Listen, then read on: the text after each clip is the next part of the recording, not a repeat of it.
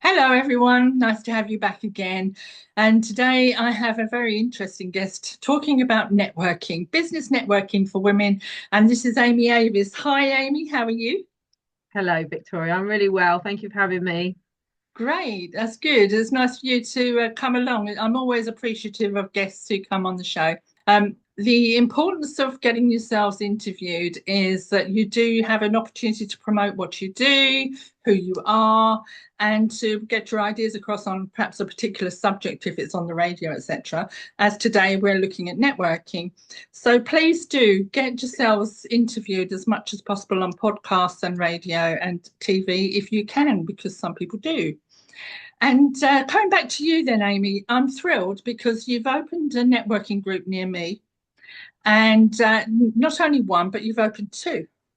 And I these are have. in Dartford, in Kent. And again, they're a women's networking group, the Sisterhood Networking Group. And I'd like to find out, let's start from the beginning then. How did you come into networking and what's your business and why are you setting up a network?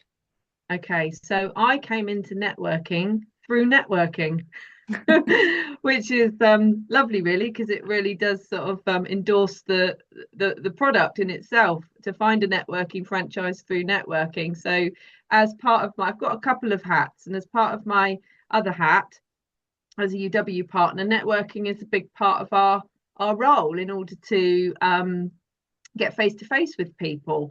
So that led to me being approached by the franchise owner, founder, to look at setting up a networking group in my area. Face to face networking is on the comeback, isn't it? After the pandemic and everything going online, there's definitely a pull back to people wanting to be in the room. So there's a need, and there isn't huge amounts of networking where I am. So it felt very much like that would fit and would be something that I'd like to get involved in. I like networking. My experience with it has been very positive. So when it was offered to me, it was a brave move, but we don't grow in our comfort zones, do we? That's true. That's exactly what happened to me. How do you find the people who come to your network then? What kind of people come to your network? Okay, well, I think that we attract everyone and anyone. We're open to all, but we certainly do draw in. We're a different kind of networking in terms of what we promote, in terms of our the support that we offer. So we're a networking group for women that also offer a layer of support, connection, um, collaboration. We want people to feel very welcomed, warm, safe, included. So in that respect, we are definitely attracting people that are looking for that and Mm. feeling that connection in the room. And that's not to say that there are people that don't need that. I think we all want to feel that. Finding it through networking is another vehicle towards it. And if you can combine that with your business wants and needs and aspirations, then more the better, because we want to get to know the person. So the people that are coming along are very peoply people, but they still need to take the leap in order to come in the room and get themselves going, and that requires a level of courage, Yes, which yeah. I'm very familiar with because it's no different for me. Well, this is true. A lot of people assume that because you're in that role, that it comes naturally. And Mm, as you are implying, it doesn't always come naturally. no. And it's a big responsibility, isn't it? So, how are you finding numbers since COVID? I found that numbers, particularly in my own network, I shut it down completely. I had two running and I shut them down and it didn't work for some time. And since then I've moved on. So I Mm. haven't actually rebuilt those networks, but I've noticed when I attend networks, they are quite a lot smaller and more intimate. So Yeah. what's your take on it? Yeah, I would say that that's a fair description actually of how I've been running for coming up a year. I launched in April last year, so limited but enough experience to gauge that. And over those months, I've seen an influx of people that want to come back out face to face, definitely. But I think that we're still recovering from that curve, and it's still a work in progress. And actually, those smaller, more intimate circles are developing, which is fine, if that's what people need, which is why I'm putting out as many meetings as I can to give people as much opportunity to do that and come together in those smaller groups, if that gives them a better quality of interaction. So yes, I would say sometimes they get larger. It depends on the season. There is definitely a kind of peak and trough and a roller coaster of highs and lows as to when people are more receptive and less receptive in terms of what they need. But that's fine too. We're flexible, so we're going to accommodate that. And have you been to mixed in the past when you've been networking? Have you been to larger organisations and mixed group, mixed gender, mixed types of businesses? Have you experienced that before? Yes, yeah, I have Yeah. gone to mixed networking, yeah. Yeah, and so what's the major difference between those two types of environment, you think, for women in particular? Why do women choose smaller networks? I think that women need women, and we need to come together and empower each other. It's a very important part of us as humans, I think. And I love men, and I like being in the room with men. I've always had a good connection with men. But what I've experienced, having done mixed networking and now running a female only group, is that there is just a deeper level that we can access and feel safe to do so. And that's not because men make us feel unsafe. It's just that there are subjects that we won't want to talk about in mixed company. So we can go there, Do you which think it's is sorry, do you think it's also sometimes a type of business that women have? For example, I know a tattooist who deals with female tattoos yeah, after cancer yeah, operations and yeah, treatment. I know yeah, women who deal with menopause, yeah. who specialise in female issues, and the charities that come along also tend to represent that. So, do you think that's an important part that perhaps men don't go down those more intimate routes? Yeah, 100%, 100%. I'm seeing exactly the same. We talk about menopause a lot. We talk about female needs, in terms of nutrition and exercise Mm. and support and therapy and lots of different modalities. And I love that because it brings that level of support that women are desperately in need of. Mm. Even in Yeah. the room, I've had ladies comment that our meetings are almost like a therapy session, and they come out feeling lifted because Yeah. there's been an open discussion. And I love that because I know that's going to then go and ripple out, and the men will benefit. Are women really making the most of networking? Um, well, I'd like to say yes, but there's always room for more, isn't there? And it would be lovely to see more women accessing what we can provide because of the benefits that are attached to it. And there is such a mix. I have a number of financial services and more corporate businesses within my network that do and have attended and are sharing the financial load of the home, absolutely, if not the lion's share. So we're definitely seeing that as well.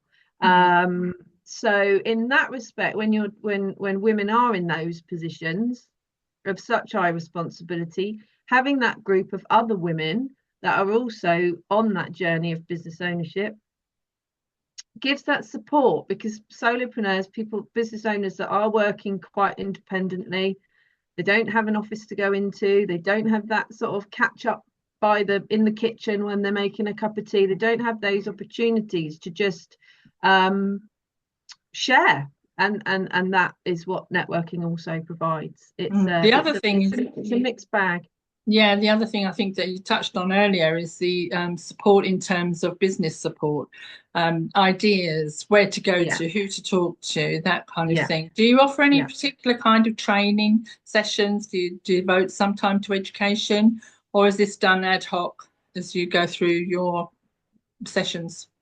It's something that's in the pipeline. It's something that's on the Mm, back burner in terms of bringing in some workshops, bringing in sort of industry experts to come along and share in a deeper way. However, the guest speaker tends to fill that need as well, and some of that does look like business support. So because we have social media experts, we have business hub providers that are giving all sorts of business support, as well as those other services like administration is a big one, virtual assisting, mm, that are underpinning and helping other businesses to tick along and survive. So I think it just all weaves in together. mm. But it's certainly something that is a consideration moving forward, to bring in some workshops here and there to give that Yeah. extra support. I think the overarching idea is that the support comes within the network, because there are such a range of people with such a range of skills. The other thing is, I had this discussion years ago with men talking dismissively about some female businesses in their groups. And I said, but they've all got husbands who may also have businesses.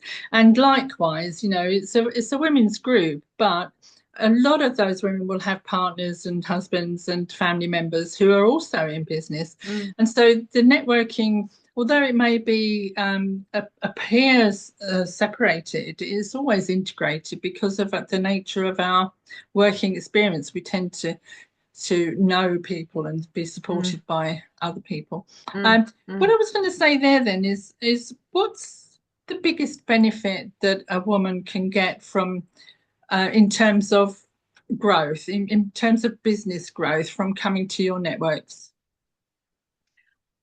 Well, I think building relationships, because that's where it starts. And we definitely operate on a people buy from people basis, and a know, like, trust, use. And without being in the room, and without having those conversations, and without hearing people speak from the heart, and share themselves and their passions, you don't get that from a Facebook post or a website. You'll get a reasonably good idea of what that person can deliver, but there needs to be a connection. So the growth comes from the connection Mm, and building those relationships. So that's mm, the power. And we don't have stringent rules around that. There is no referral expectation.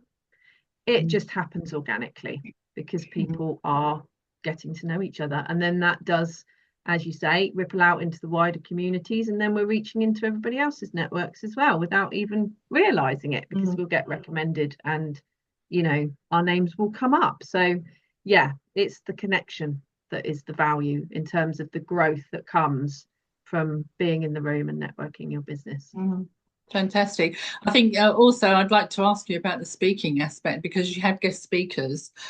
Does this tend to come from the group that you're in, or do you have outside people? And how do you encourage people to be brave and to get up and speak? I mean, to be honest, since I've started, that hasn't been a problem. People jump at the Good. guest speaking spot, which is lovely. And I've had a few people that have done more than one. So it doesn't ever seem to be an issue finding someone that's happy to take that spot. Um, so so yeah, I think yes, they do come from our network, but that's not to say that I wouldn't have somebody from outside the group. That's fine. The Facebook group isn't mandatory. It's an extension of the meeting. So the meetings are open to everyone, and then the Facebook group is another place for us to collaborate, get to know each other, share ideas, support one another, interact, and also promote what we do. Mm. So, but it's not, you don't have to be in both. You can, And what about join your either. business? You've got a business yourself. You said you've got Uh-huh. several hats. How Yeah. does it benefit you to run and host a meeting? Well, exactly how I've just explained. It gives me the opportunity to be in front of people, talk about what's where my journey has been and where it's evolved to, because I'm in a very different place now than I was in my previous career. So there's been a transition period, and it gives me the opportunity to tell my story. Mm. And we all love stories, don't we? We What all was love your that. previous career? What did you do, and what's your business now? So I had a 25-year career in Oh, yes. childcare, education, health services. So I went from being a babysitter to a nanny to a nursery nurse to a teaching assistant to a community nursery nurse, and I ended with the NHS in 2020 in the first wave of the pandemic. So it Uh-huh. was a big span, and then took a completely different direction into the world of network marketing as a utility warehouse partner. So I now care for people in a very different way. Still have my care hat on, but in a way, I save people money.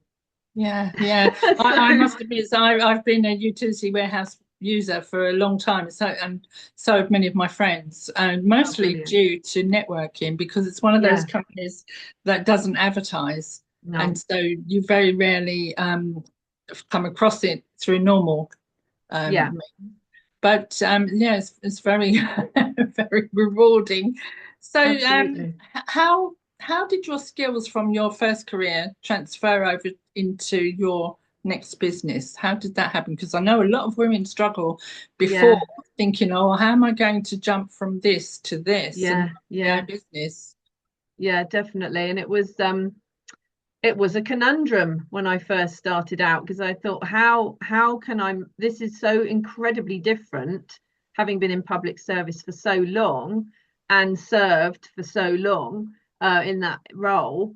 Mm, This seemed like something completely out of my reach. But actually, as my mindset changed and developed into this new way of thinking and way of working and way of being, I realize now that I have brought much of that early um, career over inadvertently, by being one to one with people, listening, sharing, having that compassionate exchange, looking after mm, people's concerns and, you know, insecurities, because switching home services can be a scary thing to do. So just mm, being able to contain that situation is very relevant from the work I did, especially mm, with health services, and being able to give information in a way that's clear and easy to understand.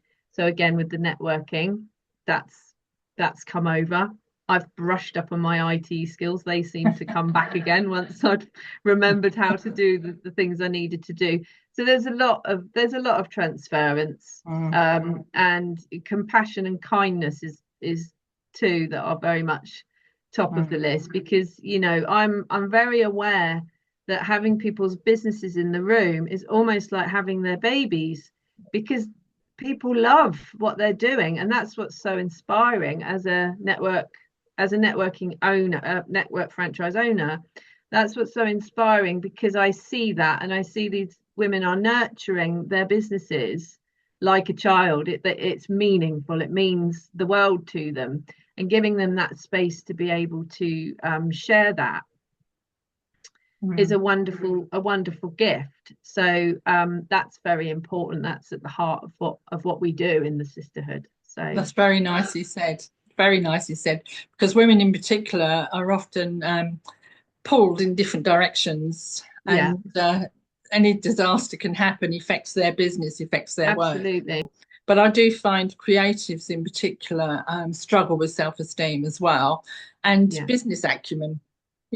Some people, some women have a very strong business mind and Mm, leadership qualities, and others have just never been given that opportunity. So mm, it is a very mm. valuable thing that you're offering there. So where can people find you? How do they contact you then, Amy? Okay, so obviously the Facebook group is the hub. That's where all the action is. So that is very easy to join. I try and get that out on business pages across Kent regularly, so people can see the group, join the group, just see how we roll, follow what we're doing, and then meetings are all in there, ready to book and come along to. Word of mouth has proved very helpful. You know, ladies are recommending ladies that have been along and liked the experience and asked their friends to join. Yeah. So yeah, Facebook is our home, really. That's And our what would chosen. the title of the group be? So we are the Sisterhood Networking Group Dartford. Right. Okay. So we can find that. Yeah, And is there a web page or anything? Have you got any events there is. coming up? Yes, there is a main website, and the franchise founder Sarah looks after the main website, and all the sisterhood information is on there as well as a central place that also has links to all the franchise groups around the country. So we promo as much as we can. You know, I'm quite proactive in getting as much promotion out as I can. I've got a charity event that I'm sponsoring soon, which will also offer some promotion, which is great. At one of my venues is rolling out a cancer research event in the summer, so I'm sponsoring that Do you want to very promote it happily. now? Yeah, it's at the Horse and Groom. The Horse and Groom is one of the venues that we use for our And that's meetings. I have Dartford. to. Is it? That's in Dartford. It's Wilmington. Oh, yes. Leighton Cross, yeah. And Yeah. they're supporting a young man from the local area who's been raising money since he was 11 years old. He's now in his mid-20s and Oh, has raised over £400,000 for cancer wow. research. That's He just, amazing. yeah, it really is, in memory Mm. of his nan. And he's just kept going and kept going and kept going. And they are putting on a ladies' day with a twist, Uh, which uh, means that men are invited as well. But it's going to be a whole day of mock racing, raffles, oh, all sorts of games and things going on to, in full ascot dress, all in your oh, finery. really? Champagne and canopies, afternoon tea. It sounds like a wonderful day, Okay. and I'm going to be sponsoring that for them. Okay. Just So to just people to, can find that on at the Horse and Groom in Wilmington, yeah, Leighton Cross, and they'll be able to find that through their website, I suppose. yes, Mm. yes. Yeah. Our And what details will about be your there. network then? How would people, um, you run two networks, don't you? And you do an evening one as well? It's all within the Sisterhood networking group. So I've just expanded again. When I started last year, I rolled out one meeting a month. And then I quickly increased that to two. And then I increased it to four. And now I'm just about to increase it to six, Right. including two evenings, because I just want that capacity available for Mm. ladies to take advantage. And we all have different lives and different schedules, don't we? Mm. Well, So that's quite a giving big commitment for you as it well. is, yeah. So it's becoming a lot more a bigger hat than it was when it started. So Yeah. Yeah. which is lovely. And I have had a PAYE job running alongside both of my businesses, which is just about to go. I'm just All about to right. say, Okay. yeah, just about to Mm. move on from that one and focus on being a solo self-employed lady myself. That's So quite an accelerated growth then within a year of setting up your first ones. That's fantastic. And yeah, I think you're unusual in that way because they're normally monthly, aren't they, or bi-monthly? yeah, Yeah, but usually yeah, monthly. Mm. yeah, yeah. Excellent. It's just wanting to have that bigger reach and give ladies what they need, Yeah. And if that means six small groups, then that's fine by me. If some are bigger than others, then that's fine by me too. And I'm always open to kind of looking at that and working with what the need is, Mm. and trying to accommodate The it. only And other thing I've got before we leave, I think one of the questions I need to raise is because somebody may be interested in setting up a network. Um, Mhm. I ran mine on my own and I struggled to find people to support me if I needed to go on holiday or I Right. was taken ill. Yeah. Fortunately, I only ever needed cover twice in four Yeah. years. But I was aware all the time that it's quite a good idea to have two of you or have a Yeah. very good support who will Yeah. stand in for you. So Oh. how do you feel about that? Is that something that concerns you or do you have something in place? It hasn't come up, and it doesn't concern me because I'm part of a franchise. There are ladies not far away Oh, that could step in. So yeah. we've got a franchise down in Tunbridge Wells. There's numerous meetings over in Essex, and three franchisees over there now. So they're not too far away. And the ladies are so very understanding and accommodating. If something needed to be parked because of circumstances, I know that there would be a huge outpouring of kind of support from the network itself. I think the expectations we hold on each other are very kind. So, Mm, and we would always, as I say, step in as franchisees to support one another. I'd be over to Essex in a shot if I needed to, mm, or down to Tunbridge Wells. mm. So that's reassuring. That's That might reassuring. be another question for anyone in the audience. If you're thinking of starting a network, or you'd like to bring a network to you because you're not living anywhere near one, um, consider then that there are these national organisations that franchise out networking opportunities. I did both. I belonged to Ladies Who Latte, and Hmm. I had one of their franchises, and I also initiated my own. And it was interesting how I felt about the two. So I would suggest to people, I'm sure you'd agree, go to networks, find out all kinds of networks and see Hmm. which one suits you and your business. Absolutely. Mm. And then take a step back and think, what do you need now? And if you think you need one locally and you want to run one, then Mm. I'm hoping these interviews and chats with people like Amy will help you to decide. But meanwhile, I do recommend anyone in Amy's vicinity. If you're no more than 45 minutes to an hour away, then that's feasible. We don't Yeah, want to take hours and hours out of people's days. We're a 2 hour meeting. So, with commuting time, we keep it realistic in that respect in terms of where people come. But ladies are welcome to cross group as well. So, I have ladies coming over from Essex, coming up from Tunbridge Wells, and vice versa.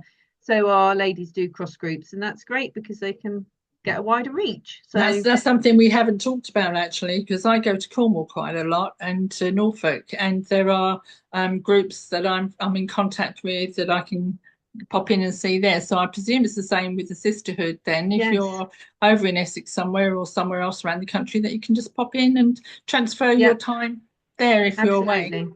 Yeah, Yeah, that's the fantastic. plan. That's the bigger picture. We don't have any lockouts apart from direct sales.